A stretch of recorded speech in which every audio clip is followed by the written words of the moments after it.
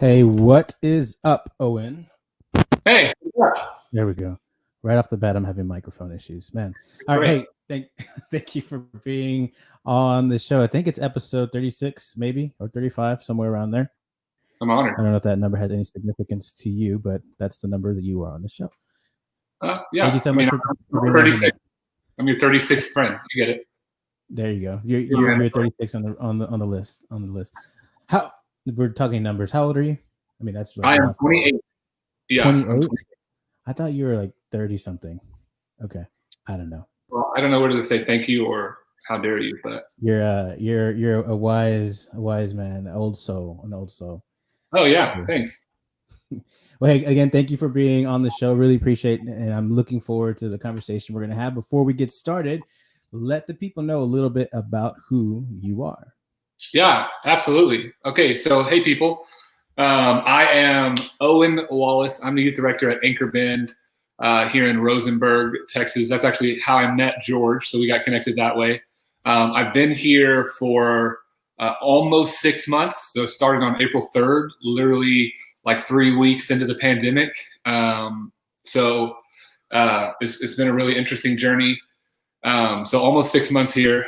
We just started coming back in person, so it's been fun to kind of get to see how that is going and stuff like that. But my wife and I moved from Dallas in probably, I think at the end of June or the beginning of July. We moved down here from Dallas, and I've been married for 2 years. My wife Kendra is awesome.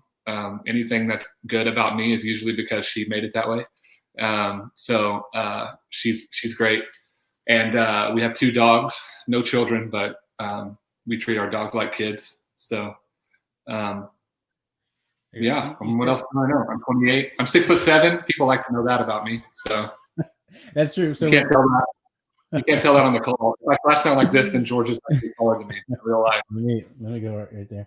There we go. Yeah. So if you want to see how tall Owen is for whatever reason, go to Anchor Ben's YouTube channel and you can see him there. I think you were leading, not leading, but you were helping with worship this past Sunday, right? Not this past Sunday, but the one before. So the one before Welcome Home Sunday, I was up there. Yeah, and I did like a little word thing last Sunday, so I was up there. Oh, nice, cool. Is that going to be a standard thing, or is that just going to be every once in a while where you're going up there helping with worship? I just do what they tell me to do. So that's just like, hey, you want to come up and share a word? And I'm like, yes, okay, I'll do it. So hopefully it's a standard thing, but if not, I'm happy to worship from the front row either way.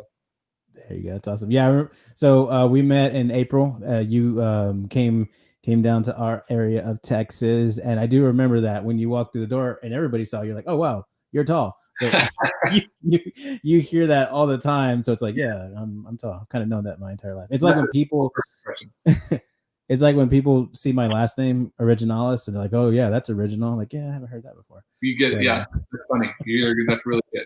Thank you. There you go. Hey, so you moved, you and your wife and your 2 dogs, y'all moved here to the Houston area at the beginning of a pandemic. Yeah. One, how did you convince your wife to do that?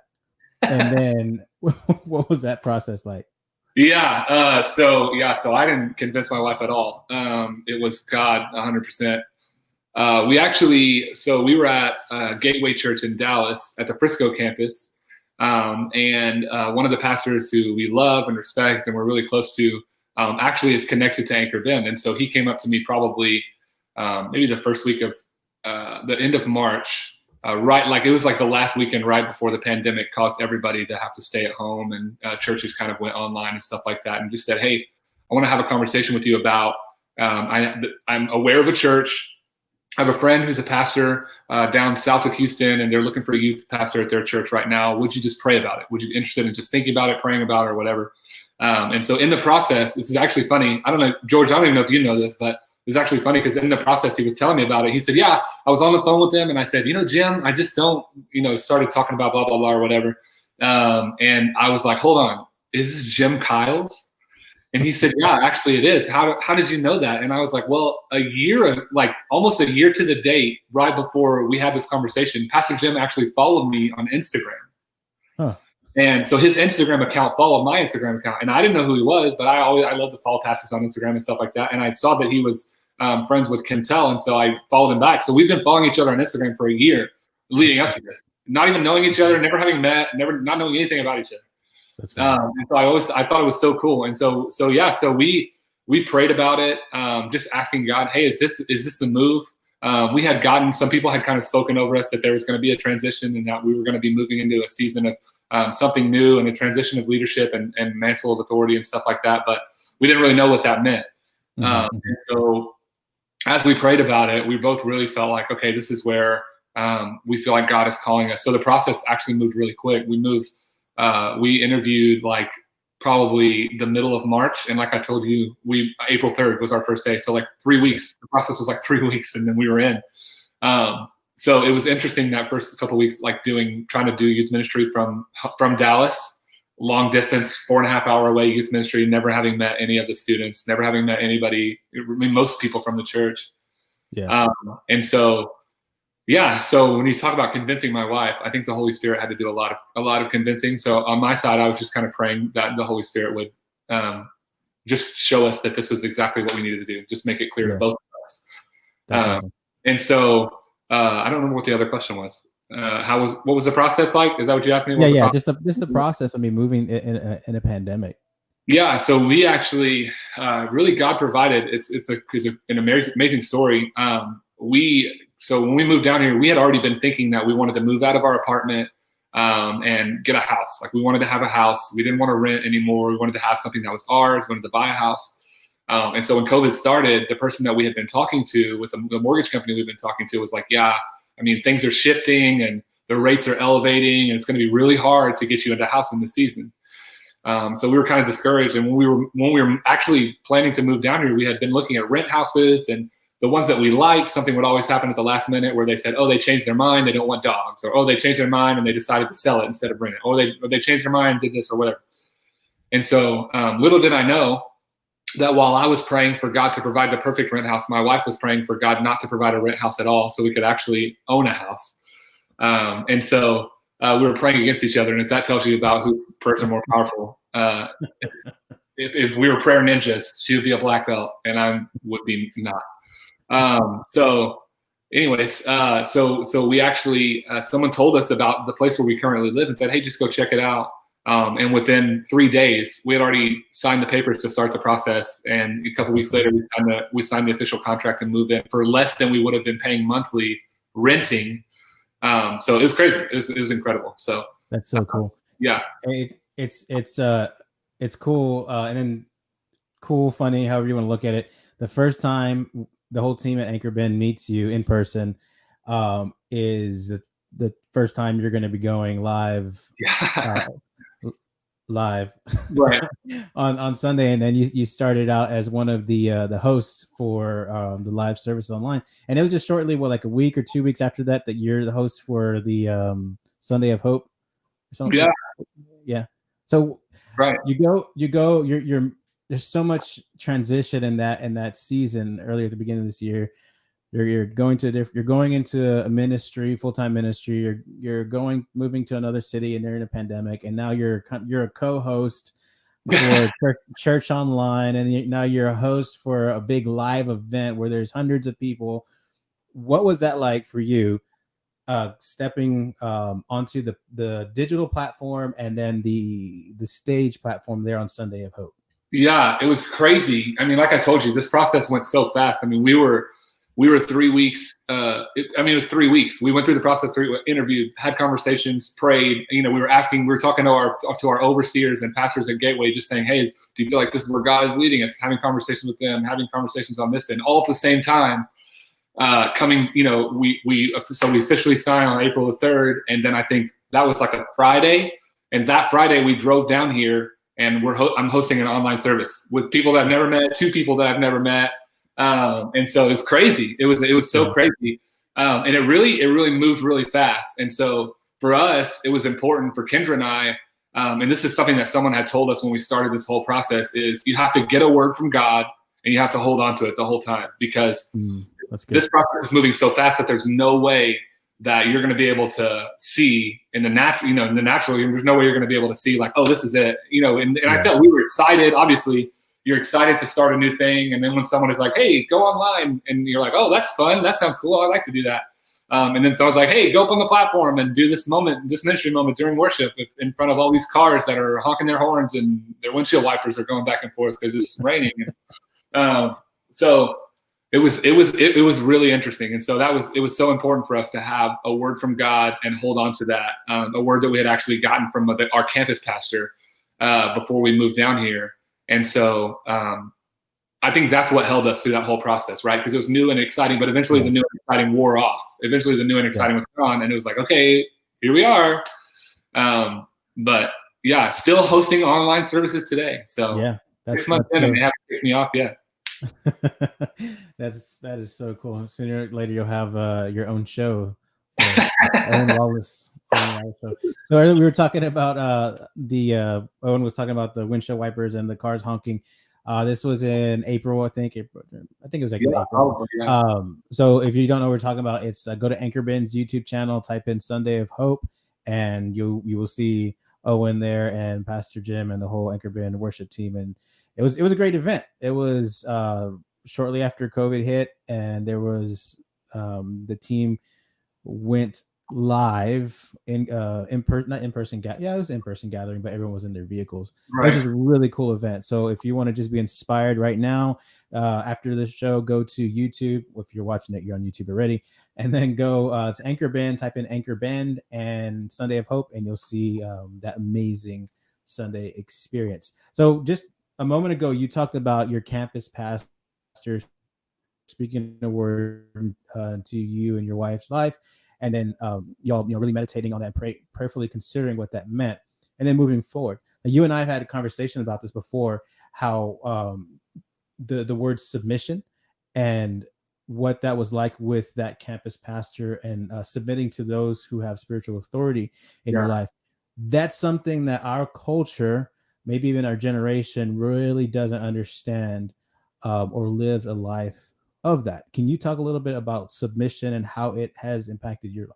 Yeah. So, I mean, I could go on and on about this. I don't know how long. I mean, unless you want this YouTube video to be 3 hours. But I'll give you the brief version. So, two things I think that really, a couple things I guess that really shifted my mindset on this. The first was the guy who was my direct oversight at Gateway. So I served on the student ministry team, and the guy who was my direct oversight was actually the student pastor at our campus.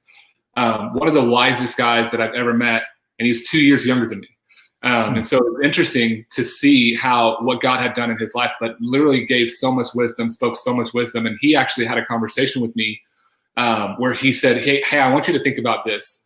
Because probably a year before I even got a call from Anchor Ben, I was serving at Gateway. I was feeling like God was saying that there was something that was going to happen, that and someone approached me and asked me to be the associate pastor of their church. So they wanted to bring in more young people to their church, and they wanted to bring in a younger crowd, and their church was kind of making the shift towards being a lot of older congregants and stuff like that. So they wanted to begin to make that shift, make that transition. And so they had asked me about that. So I sat down just for the wisdom, just to say, hey, what do you guys think? And he said, I want you to think about this, that one of the things that they always say, one of the things that anybody would tell you about Gateway is that you don't ever leave Gateway, you get sent from Gateway. The only right way to leave is to be sent by someone who's over you. And so when I started thinking about it, I started praying about that. He pointed me to a message by one of Gateway's executive pastors, Jimmy Evans. So Jimmy Evans preached a message, and he was talking about authority. He was talking about submission to authority, and he told a story about Jesus. So one of the stories that probably, if you're watching this and you've been in church, or you've ever read the Bible, or you've heard Bible stories, you may have actually even heard about these stories. There's two stories in Jesus' ministry, and so the first one is when Jesus is 12 years old, and they go to Jerusalem. They go to for the Passover and all these things, and they're in the city, and then they leave, and Mary and Joseph get about halfway home and realize, oh no, where's Jesus? He's not here. We left him. And so they don't have cars. So they have to travel on foot all the way back to try to find him, search throughout the city, and they finally find him, and he's in a temple. And they say, Jesus, first of all, what the heck are you doing? We were worried sick, the whole parent thing. And Jesus says, well, don't you know that I must be about my Father's business? Basically saying, this is what I was sent here to do.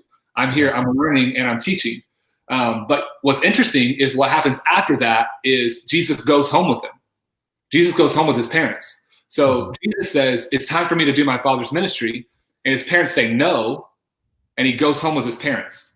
So the one person out of all eternity, out of all, that could have said no to earthly authority, that could have said, hey, I have more authority than you, submitted to his earthly authority. And then the other interesting thing is, if you fast forward, the first miracle that Jesus ever did, who was the person that released him to do it? It was Mary, mom. She said, hey, these people need wine. And Jesus like, what have I to do with you? Which I always like to think is like, last time I wanted to do something, you told me I couldn't. And now you're telling me I have to do it, and I'm not ready to do it. And so she's actually the one that releases him into his public earthly ministry. And so that was a really interesting thing for me, was that the one person who had the authority to say, no, I tell you what to do, you don't tell me what to do. Or I have a higher authority, or I know more, or whatever, submitted to his earthly authority. And the other thing is this: I read a book, which I think you've read because we've talked about it, as A Tale of Three Kings. Yeah. So on one aspect, you have the story of Jesus, who's submitting to his earthly authority, but they're telling him to do good things. And in this book, it actually talks about three kings from the Bible. It talks about King Saul, who's the first king of Israel. It talks about King David, and it talks about Absalom. So Saul, you've probably heard of. He was the first king of Israel. David, you've probably heard of. Absalom is actually David's grandson. Anyways, the point is this. So the point is, when King Saul was king, David was actually anointed. God told him, you're going to be king. But David didn't become king for, depending on which scholar you look at, 30 to 40 years after God told him, you're the king. He was even anointed as king. So the only thing he didn't have was the throne. Like, he really had everything else that you need to be a king. The only thing he didn't have was there was another guy sitting on the throne. Well, what David didn't do was David didn't go to Saul and say, yo, check out this shiny spot on my forehead. I'm the king now. I was anointed. The prophet came and God told me that I'm the king now and you're not. So, move. What he did was he submitted to Saul. And if you know the story, or even if you don't know the story, what happens is Saul actually becomes angry because David begins to do these amazing things, and he begins to conquer all these armies, and he had all these incredible battles and all these things. And Saul actually becomes jealous, and he tries to kill David. And there's and in the book, it actually talks about a specific story where a guy comes to David after David has, which is funny, George, because we were just talking about this. After David had spared Saul, a guy actually comes up to him and said, you had the opportunity. Why didn't you kill him? And David's response is, Saul is the Lord's anointed. He's the person who's king, and I'm not. Which means that God's the one that put him there. Like, Bible says that all of their earthly authority is placed in the position that they're in by God. And so David says, I can't do that. Well, then fast forward to David's son Absalom wanting to become king. And so it gives a picture of three kings. So the first king is Saul, who's in charge, who's an unruly person, who is leading with an iron fist. I'm in charge. God told me I'm in charge. And then when a successor tries to come behind, instead of leading him and raising him up, he actually becomes jealous and tries to push him out. And so the other one is David. David is the picture in this story of submission. Yeah. So no matter what, I'm going to submit to Saul because he's the king. No matter if I disagree with him, no matter if he throws a spear at my head when I'm just trying to play him a song on my heart, no matter if he chases me all around the country, all around the desert. And then after David is king, Absalom begins to rise up, and people begin to say, we want Absalom to be our king. And David's response is, if Absalom is the Lord's anointed, I will step down as king so that he can be king. It's more important for God to have his way than for me to have my way. And so that's really a long version in the biblical version. The preacher's coming out of me, but a long version of just saying, like, I began to understand that no matter what God honors all the time, every time, no matter what, is humility. And the number, when you talk about submission, I think the number one thing that keeps people from submitting is pride. And so all that to say is, I tell myself, and I tell people all the time, listen, if God wants to put me in a place, I will submit to him and let him put me there. But I will never do anything to try to make myself earn that place, because some of the greatest advice I ever got was, if you have to work to get it, you'll have to work to keep it. Whatever you have to do to get the position, you'll have to work to keep it. And so it, it really shifted because I was like, I want to leave ministry. When I was at Gateway and someone offered me this position, like, it was great. I'm going to be an associate pastor. I'm going to be bringing young. Are you kidding me? I'm going to get to make change. This is incredible. But it wasn't the timing. And so I would have stepped into that position. I would have been unhappy. I would have been walking outside of the rhythm of what God had called me to do. And I could have burned out on ministry before I even got the opportunity to do what God's calling me to do right now, which I'm so happy that I had someone speak into my life to say, hey, just submit. Even if you don't agree, even if it makes you mad, submit and trust that the people that are in authority over you, even if you don't agree, they're in authority over you. And God honors people that are in authority. One more story about authority, and we can move on to the next thing. Go ahead, man. There's a story I think it's in Luke, and Jesus is walking through a town. And so the story that it's connected to is actually the story that most people point to, which is the woman with the issue of blood. She says, if I could just touch the hem of Jesus's garment, then I'll be healed. So she touches the hem of his garment. He turns around and says, your faith has made you well. But right after that, there's a guy, a Roman centurion, who comes up and says, hey, my daughter, I think now all of a sudden I can't remember the story, but my daughter is sick. And Jesus says, okay, where is she? And he says, no, I understand who you are. You don't need to come back. I understand that you're in authority. And he says, I understand that you're in authority because I'm also a man in authority. I have people that are above me and people that are below me. So I understand authority. And Jesus' response to him talking about authority says, there's no one in all of Jerusalem with more faith there's no one in all of Israel with more faith than this man. And this is not even a Jew. Like, this is not even a person who believes in Jesus. This is not a person who followed Jesus. This is a Roman centurion. And Jesus says, there's no one who understands faith more than this guy. There's no one with more faith than him. And so there's so many examples, and we could go on and on about how if earthly authority is trash, how do you still follow it? Or if they tell you to do something that's sinful, what do you still do? But I've chosen that one of the principles I'm going to live my life by is submit to the authority that's over me, and just believe that if I submit to the authority, then God will either honor and elevate, because promotion comes from God anyways, or if the authority is ungodly or the authority is abusive or whatever, that he'll either remove them or he'll remove me. And if he doesn't, then that means that that's where I'm supposed to be right now. And so my default is always honor up. I think Hillsong says honor up, honor down, honor all around. And so that's how we try to live our life. And so if I had to put one word on it, it's just try to be humble, because it's so easy just to think like, I earned this. I work hard. I do everything I'm supposed to do. You ask me to meet goals, and I meet those goals. But just being humble and just saying, you know what? God can use me here. He can use me there. He can use me anywhere, to quote Dr. Seuss. Kind of. Sorry if that was a long rant, but you got me excited. Hey, man, no, that's so good though. That's the point of this. It's a conversation, man. I don't want to interrupt you. I asked you a question. You had an excellent answer for it. That's so good. So yes, like submission, the act of submission can only come from a humble heart. And that's so good. I love how you said you kind of touched on it when you said how do you submit or be humble to some earthly authority that's trash, quote. Yeah. Considering, now let me know if you want to go here. Considering that you are leading youth, and some of those youth are coming to adulthood, they're getting towards the voting age, and we're now. Oh, one moment. There we go. That's what happens when you're your own producer. That was me, guys. That was not George. George is a total professional. That was my computer. That happened on my end. So I apologize, George. There you go. Come on, Owen. Come on, man. So you're leading youth that are going into adulthood. We are in the tip of the political season. In a few weeks, we're going to be voting here in the States for a president. Yeah. What advice would you give someone who this is the first time they're able to vote?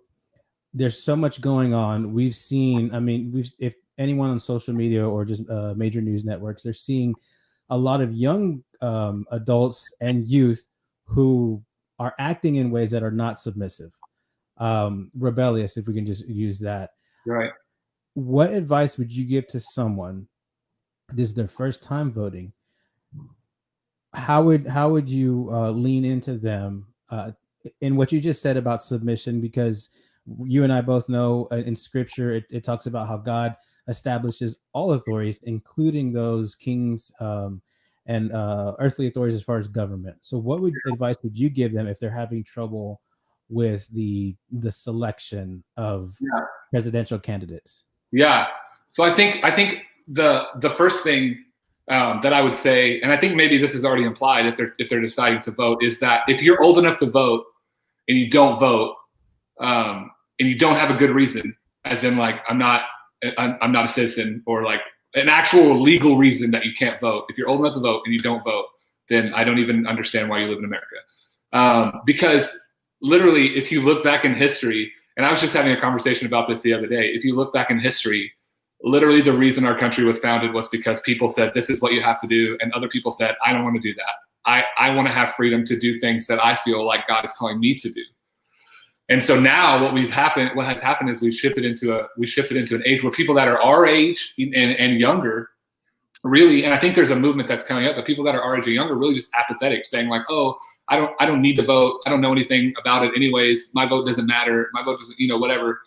And so I would start with that, like vote, just do it. But don't just vote. I think the issue for me is, I think if I boil it down to everything, as far as when I see like campaigns and debates and things like that, is in America, we have something called celebrity culture, right? Mm-hmm. So that means that when somebody does something good, it's really easy to be elevated to a place of celebrity. I'll give you a really good example. This is not even someone who did something good. I don't know if you've heard of this person, but there's a lady that's named Carol Baskin. Have you heard of her? Yes, that's what you're talking about. As far as I'm concerned, and I've never seen it either. As far as I'm concerned, she is a murderer. She killed her husband. She whacked him. You can't convince me that it didn't happen. But what's funny to me is she became a celebrity because of that show. Yeah. She's on Dancing with the Stars now. Like, she's elevated to a place of celebrity status. This is literally, for all intents and, I mean, no offense to Carol Baskin, but she's literally a nobody. Like, she's living in Blackwater, Oklahoma. She's like, and then the show comes out and all of a sudden she's a celebrity. Yeah. And so I think that's a perfect example to say that we elevate people to a certain status. And what happens a lot of times is we get disappointed, right? We elevate people to a certain level and then they do something that's what we believe is out of character, but really has been in their character the whole time. We just didn't know about it. Yeah. What we believe is out of character. And then we're like, oh my gosh, I can't believe that they would do this. I can't believe that this would happen. And so what happens is we don't necessarily, a lot of people, and this is not everybody, and I don't want to make a generalization, but a lot of people vote for names or vote for parties and not necessarily for issues. So the reality is, I think what's funny to me, the simplest way that I think about this in my head is people who are Republicans today, 100 years ago would have been voting Democrat because the party shifted. And people don't necessarily think about that. They don't know that. They don't understand that. But you're hung up on just a title, because that title is connected to this person, or that title is connected to this thing or whatever, to this issue.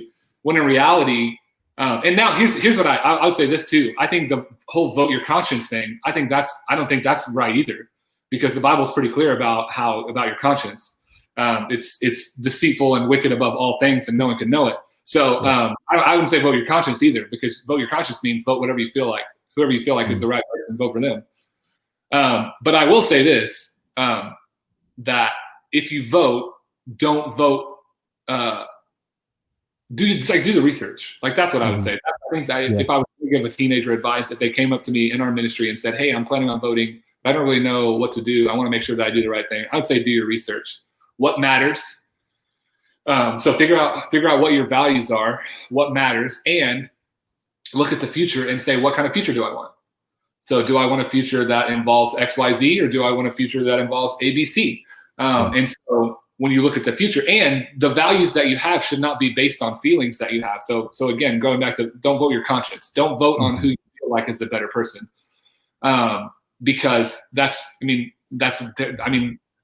you can do it and whatever, but it's a terrible way to live your life based on your feelings and your conscience. But I would say figure out what your values are. And that's the other thing. I think it starts even before that. If you don't know what your values are, then it doesn't matter. Like by the time if you haven't established what your values are and now it's time for you to vote, well, you're way behind the 8 ball. So I would say even this, I would have conversations with people who are like, 11 years old, 12 years old, start establishing what is important right now. What are your values and what are your values based on? So as a Christian, my values are based on what Scripture says. Yeah. So when I look at candidate X or candidate Y, and I look at Scripture, which one of those people aligns closest? Of course, none of them are going to align directly with every single Scripture because Jesus is the only person who ever lived that aligned directly with Scripture. Yeah, we're not voting for a Messiah. Yeah, exactly. It's exactly right. And I think, yeah. So you hit the nail on the head. So I think I would say don't vote for people. Vote for policies, and don't vote your conscience. Vote your values. So those are the 2 things that I would say. I mean, that's so good. And that's good. And the question for those just joining us, I was prompted by talking about submission. And then in the Bible, it talks about submission to earthly authorities and the fact that God establishes all authorities. It talks about in Daniel, my wife and I were talking, we're reading through Isaiah. I can't remember which chapter, but he talks about how God himself sent certain countries to overthrow Israel. And it was God's own doing because he establishes what nations fall and what nations rise. And that's just so good. When you were talking, you made me think about the fact that there are people will probably do more research into the car they're going to buy than into the president they're going to vote for. Yeah. And it's very unfortunate. I mean, you're going to drive the car for maybe a few years. You're going to have a possible president for 4 or maybe 8 years, depending on how long or how well they do. So yeah, that's so good. Don't vote for people. Vote for policy and make sure that you understand where your values are, because if you don't, you'll be just shifted anywhere, gone with the wind. So you're in youth ministry, and another conversation that we've had is the communication to the different generations. Now, I can't recall what 2 or 3 different generation styles or however it's listed out that you are currently ministering to, but what opportunities have you come to face with in communicating with these different generations? And if you could explain better than I am what I'm talking about. Yeah. So so it all kind of, I don't know.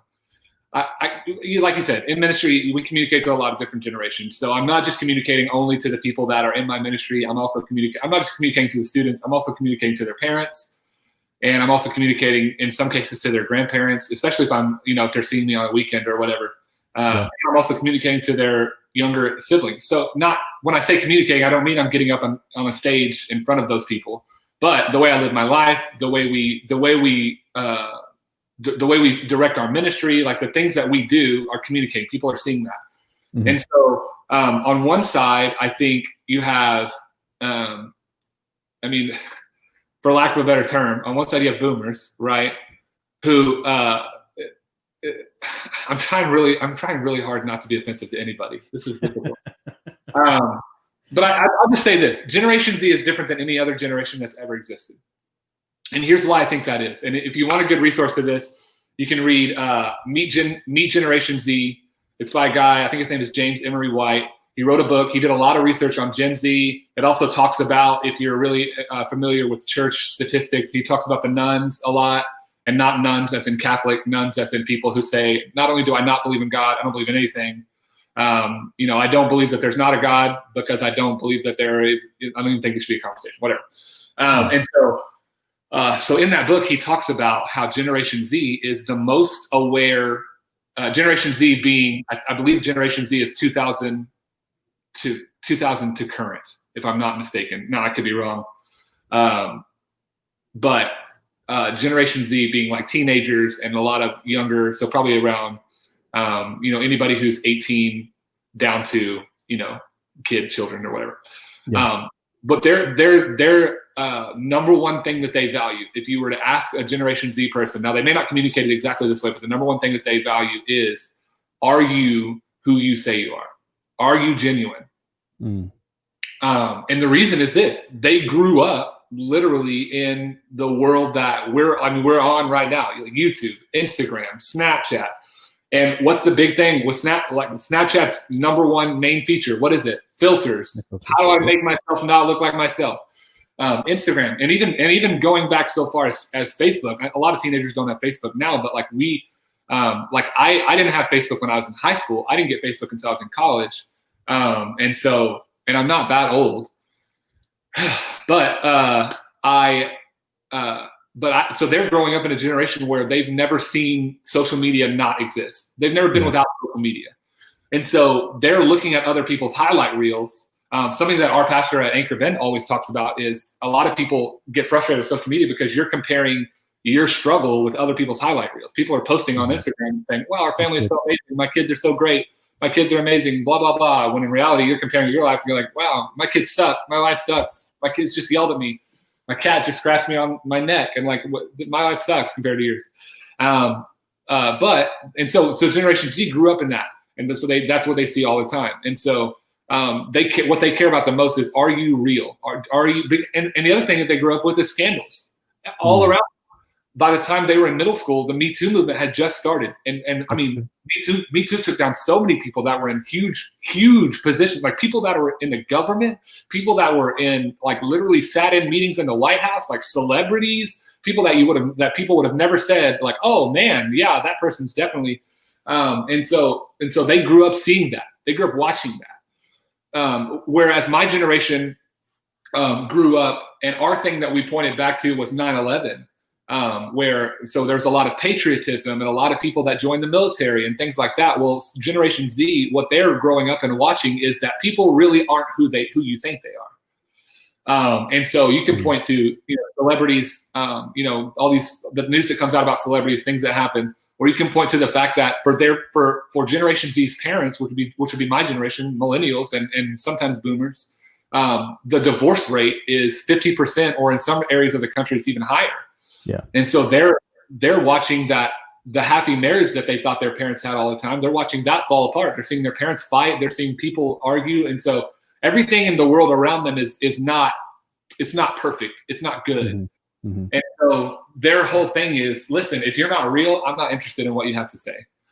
And the other thing is, millennials are leaving the church because the church did not give them a space where they felt like they could be who they really were. Gen Z is leaving, is leaving the church because the church isn't connected with them to say, here's how you play a part. So Gen Z generation, the millennials, really at the end of the millennial generation, and that's it's all in this book. So if this is all boring to you, then I'm sorry, but it's called Meet Generation Z by James Emery White. Millennials left the church because they felt like it wasn't a place where they could be comfortable being honest about here's what's going on in my life. And so they began to say the shift where church isn't real. And so if I can't be real in church, then I want to go to someplace where I can be real. And Generation Z is following up with that and saying that if you don't help me understand what my place is in this, then it has no value to me. And so millennials needed for the church to say, hey, this is a safe place where you can come. If you have questions, like the biggest thing that millennials needed to hear was the story of Thomas, right? The story of doubting Thomas in the Bible, where he said, listen, I'm not going to believe that Jesus is resurrected. Even though he told us he would be, I'm not going to believe that he's resurrected unless he shows up in front of me. And Jesus shows up in front of Thomas, and the church would have, I think the church, the way that we fashion our churches would lead you to believe that Jesus would have said, Thomas, how could you? Like, really? You don't have any faith that you believe? And Jesus did show up to Thomas and say, you have little faith. He did say you have no faith, but guess what else Jesus did? He said, here's my hands, here's my scars. What was it that you asked? You wanted to put your hands in the scars? You wanted to touch my side? You wanted to see the bruises? You wanted to see the marks? Here, if that's what you need to prove, then here, I'll give you what you need. That's what millennials needed to hear. But what Gen Z needs to hear is the story of Peter, where Peter denied Jesus 3 times. Jesus has a conversation with him where Jesus literally basically leads him back into, instead of Jesus just saying, hey, Peter, you're going to be an amazing disciple. No, he connects to the thing in Peter that he knew Peter needed to be changed before he could be effective in ministry. And that was that Jesus asked Peter 3 times, do you love me? And I heard a pastor say this so clearly one time, and I never thought about this like this before. He asked Peter 3 times, not because Jesus didn't know, but because Peter didn't know. Mm-hmm. Peter was the one that needed to understand, hey, you do love me. Just because you made a mistake doesn't mean you don't care about me, doesn't mean you don't love me. And so that's what Gen Z needs to hear, because Gen Z needs to hear that just because you make mistakes doesn't mean that you're disqualified from the purpose that God puts on your life. Peter goes on 50 days later to preach the gospel to a bunch of people, and 3,000 people get saved. And so there's still something on the inside of you. So when you say talking to different generations, I think we have to understand that everybody doesn't process the gospel the same. Everybody doesn't look at the church the same. And so if the church thinks that there's just one solution for everyone, then that's completely false. And that's where I think we really need to focus in on Gen Z, because the issue is, I mean, they're the newest generation. The newest generation they're always at the end of the slide with the big fat kid coming down, waiting to kick them off. And so if we don't save them before the last minute, then it's going to be a struggle. And that bleeds through to the next generation and the generation after that, and your kids and my kids and our grandkids and stuff like that. So I don't know if that answers your question. No, that does. And that's so good. You made me think about the fact that, so I was raised, we talked about this before. I was raised Southern Baptist, Hispanic Southern Baptist. So you weren't raised. You weren't raised. If you were raised Hispanic Southern Baptist, then we have a lot to talk about. It's a whole nother level. So I'm raised there, and there's beautiful things in every denomination. But I say that because the older generation, as you mentioned, especially, I guess we call it the denominational age, where we're talking about political parties. Unfortunately, in the church, we have denominational parties that we stick to the party line. And what that usually creates is a mentality of a cookie cutter framework of presenting the gospel, spiritual laws. There's a certain generation listening right now know exactly what I'm talking about, and another generation has no idea what I'm talking about. The Romans Road, right? The little gospel tracks. And then if you talk to these generations, and a millennial or Generation Z has never heard of the 4 spiritual laws, the older generation thinks, well, are you even saved? How do you not know how are you presenting the gospel? But so that's interesting. Also, I think sometimes we forget that I'm overgeneralizing here. There's one gospel, but it's told 4 different ways in the Bible. Right. Yeah, it's told 4 different ways because there's 4 different audiences that needed to hear the exact same gospel message presented in 4 different ways. Right. And that's the genius of God himself, using 4 different personalities to write 4 different literary styles in one genre. So we have to use that same strategy that God presents to us himself in the Bible and reaching generations. It's the same message.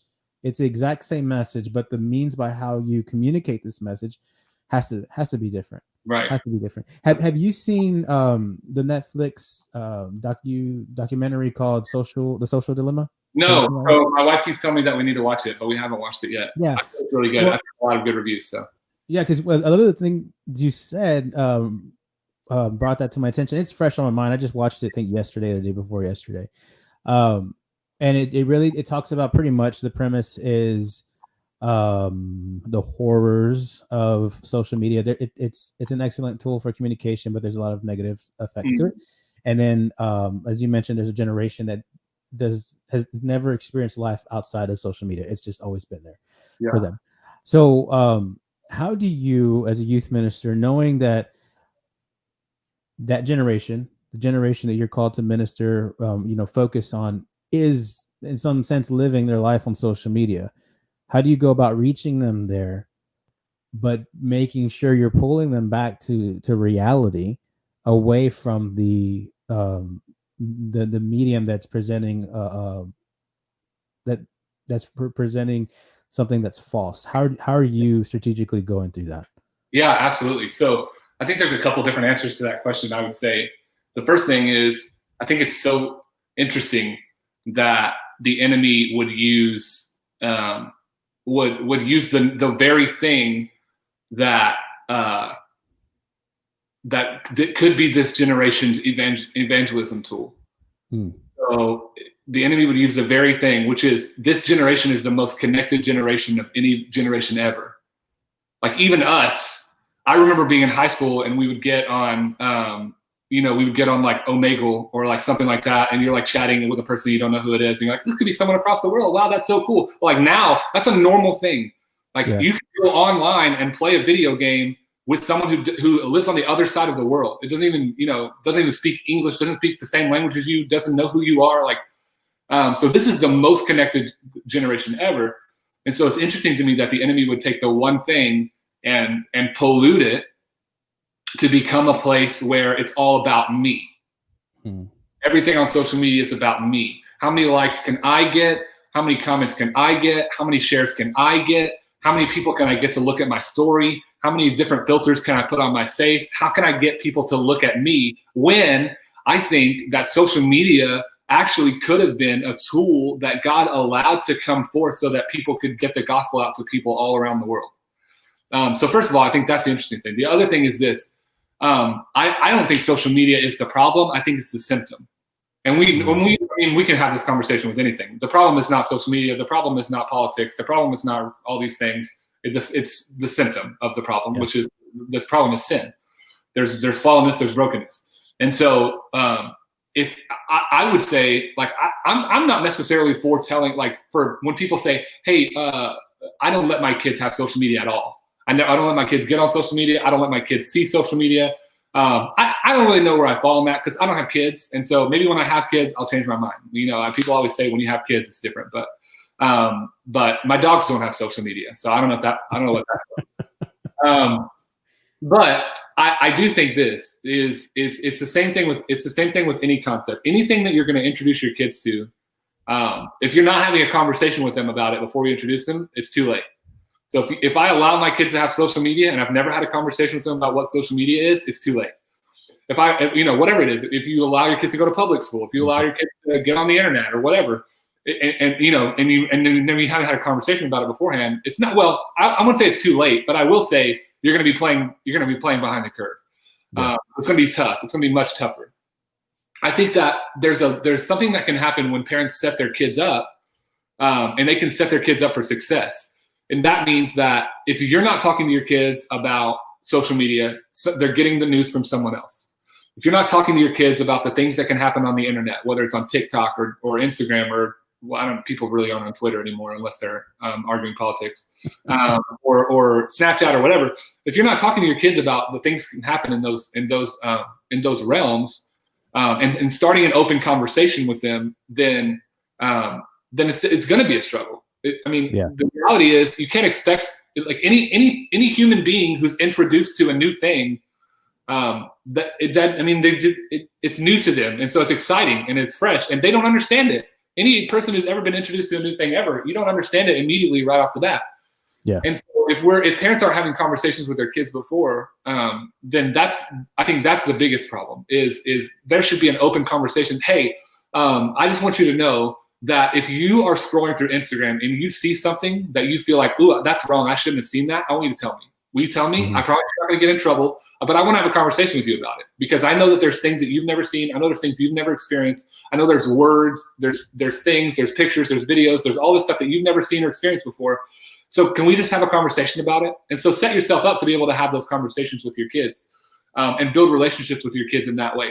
But the other thing I think is this. I think, so like I said, I don't necessarily advocate for the removal of all social media from all people, nor do I advocate, and I'm not trying to bash people who believe this way or do things this way, but I think a lot of times evangelism and Christianity is crippled by people who homeschool their kids because they're afraid of what they will experience in public school.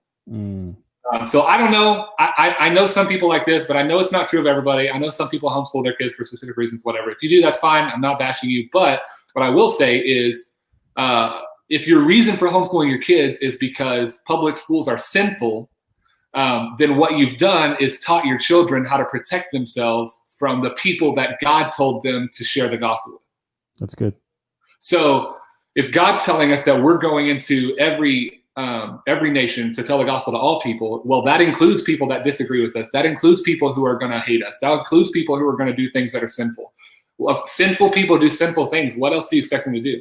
Yeah. And so And so I think it's the same concept. I think if we try to protect our kids from things like that, then what happens is you become an adult who begins to experience those things and have no idea how to connect those things in your mind. Yeah, it's crazy. Or you have no way to. I don't know. I don't have an answer for that. Mm-hmm. Someone asked me a question. Someone said, "Hey, do you want to go to this party? Hey, do you want to do this thing?" I don't have an answer for that. I can't make a connection for that because I never had a conversation about it. I never had an interaction about it before, and so I think there's something to be said for.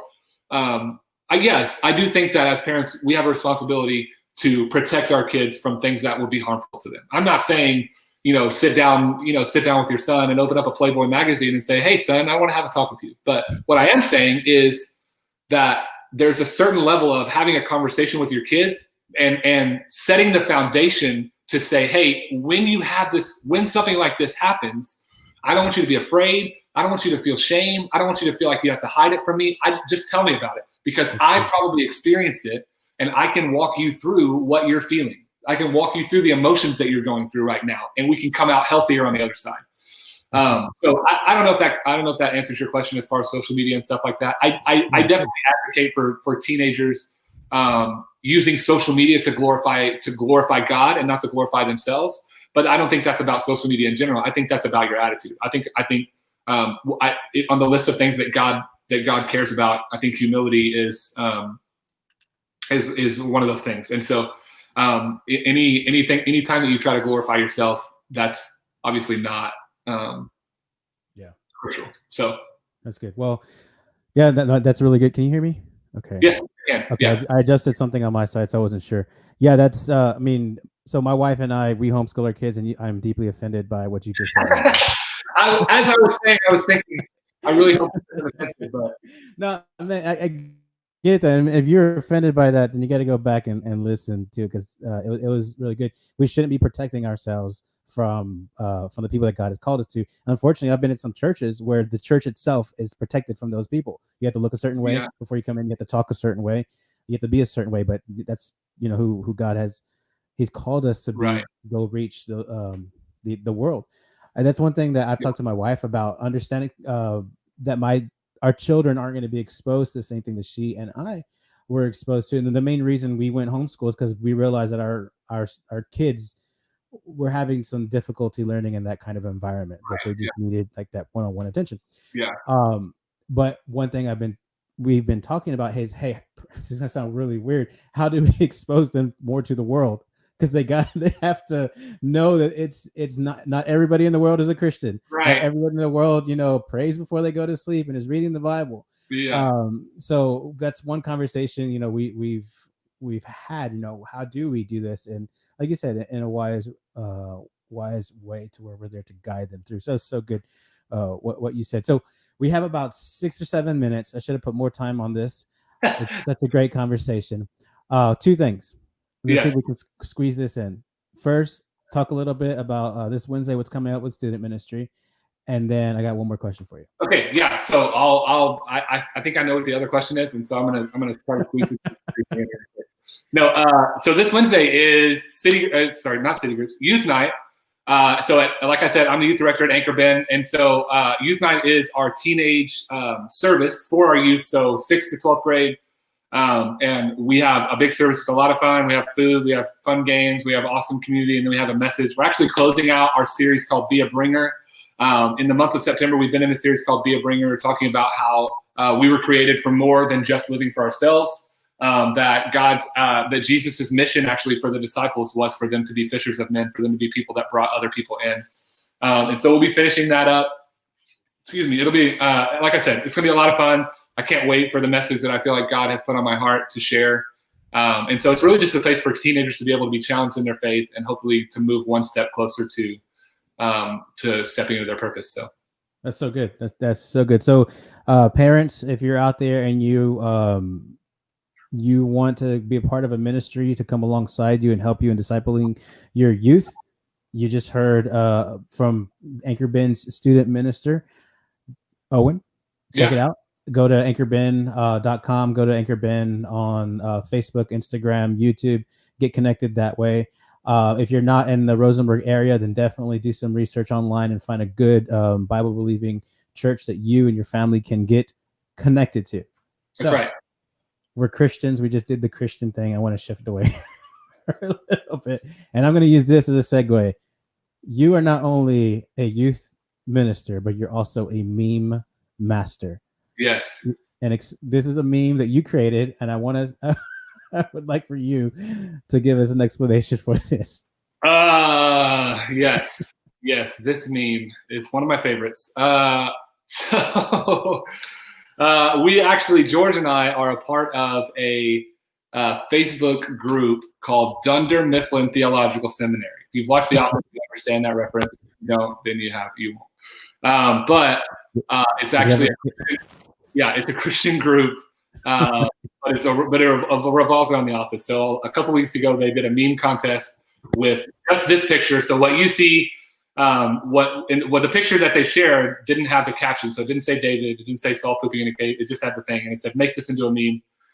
So this was my submission to the contest. If you're not familiar, this is a story from the Bible. And David, we talked a little bit earlier. David he actually is running away from King Saul, and him and his troops come into a cave, and King Saul is in the cave. The Bible says that he's covering his feet, I think in the KJV, but actually that means pooping. And so he sees him pooping, and he sneaks up behind him and cuts off a piece of his robe. And then later on, he shows him the piece of the robe, basically, and says, "I could have killed you, but I didn't."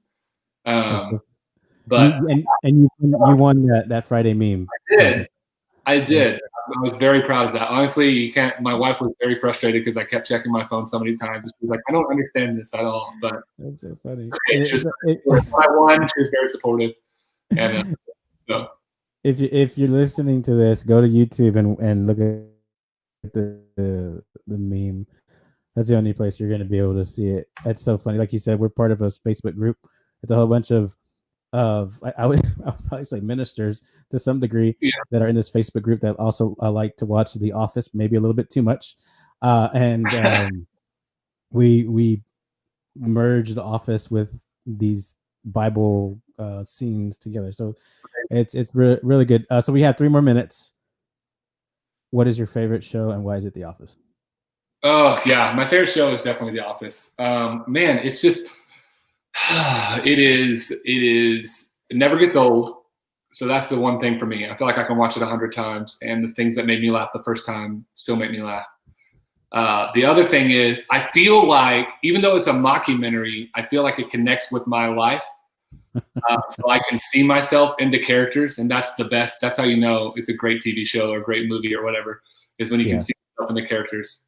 And obviously, just the opportunity for quality memes is, that's what I really revolve my life around, is, can I meme this? So that's how I live my life.